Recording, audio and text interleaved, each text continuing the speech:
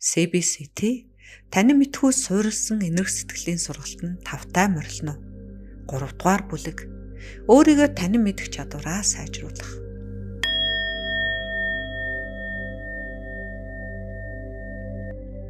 Өөр тухтай байдлаар сууж бие сэтгэлээ анзааръя. Биетэн чангарсан, чилсэн хэсэг байвал одоо сунгаж суллаарай. Яг энэ агшинд бие сэтгэлийн мэдрэмжээ ажиглаарай. Хэрв та хүсвэл хэд удаа гүнзгий амьсгал авч гаргаарай. Алгуур, зөөлөн амьсгалаа авахдаа хэрв та хүсвэл хүчил төрөгчөөр дүүрэн цэнгийг агаар таны бүх биеэр тархаж эд хэсийг тэтгэж байна хэмээн бодоорой. Харин амьсгалаа гаргахдаа биеийн чангалсан хэсэг суларч, сэтгэлийн төгшөөр зовнил гадагшлаад, бие тайвширч, сэтгэл ямар нэг байдлаар тогтун эсвэл хөнгөрч байна хэмээн төсөөлөөрэй.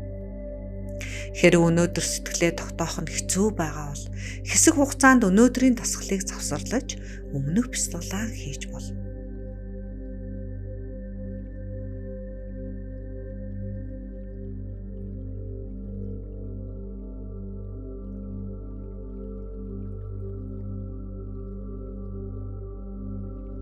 Одоо бэлэн болсон бол анхаарлаа, бодол, дурсамж, сэтгэл хөдлөл өрнөж байдаг дотоод сэтгэл рүүгээ хандуулъя. Сэтгэлийн аливаа бодол, дурсамж, сэтгэл хөдлөлд автахгүй эсвэл түүнийг дургуутсаж, зайлсхийлгүйгээр тэдний хэрхэн бий болж, хэрхэн уусан алга болохыг нь ажиглая.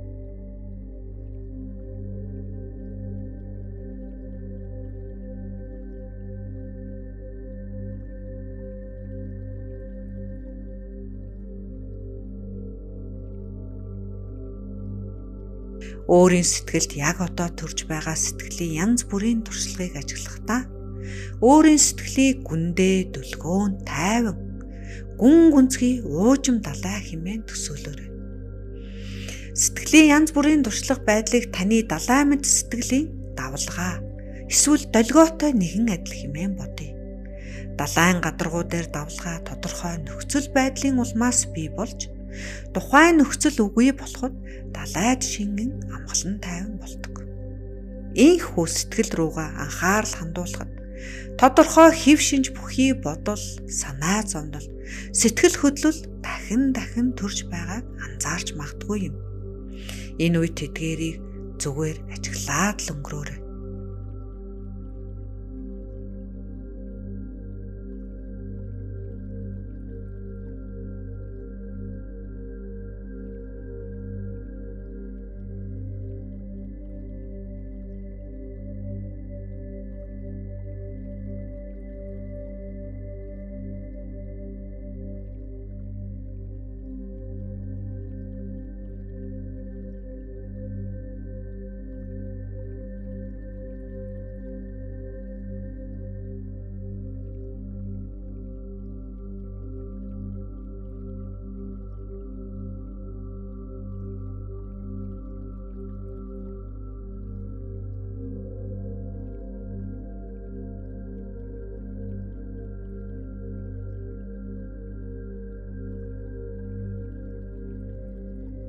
Далайн давлгаа мэт сэтгэлийн туршлагыг хэрв та ямар нэг байдлаар тодорхойлж, сайн муу хэмээн үнэлж дүгнэхгүйгээр зүгээр л ажиглаад байвал айжмар далайн гүний амгалан тайван руу шингэж үгүй болно.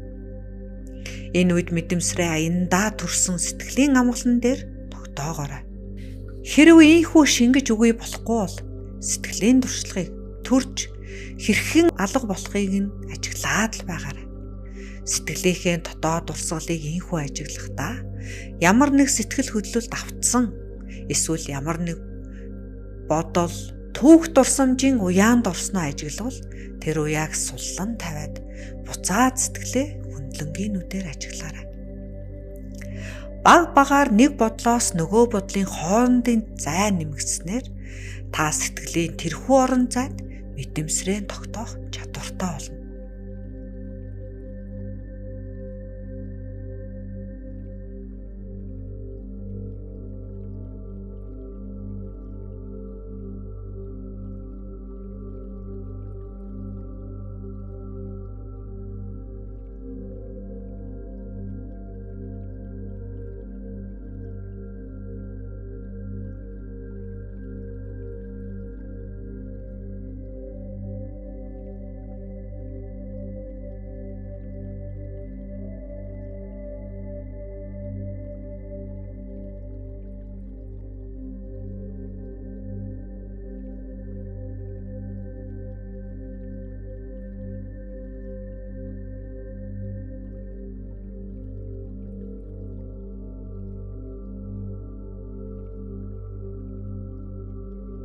Энэ бүгдээс одоо танд гинт төрдөг хүсэл хийгээд түүнд үзүүлдэг хариу үйлдэлийн хооронд тодорхой зай бий болохын ач тусын талаар тунгааж үзье.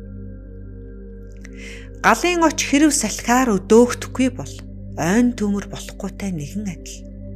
Таны импульсыг хэтрүүлсэн шүүмжлэл төсөөллөөр сэвэхгүй бол сэтгэл хөдлөлийн төмөр болохгүй юм.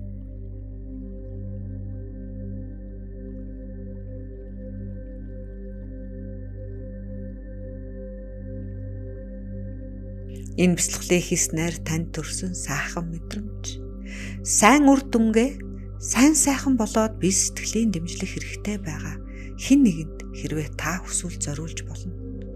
Ийхүү зориулахдаа хэрвээ та хүсвэл илүү олон хүмүүсийг багтааж болно.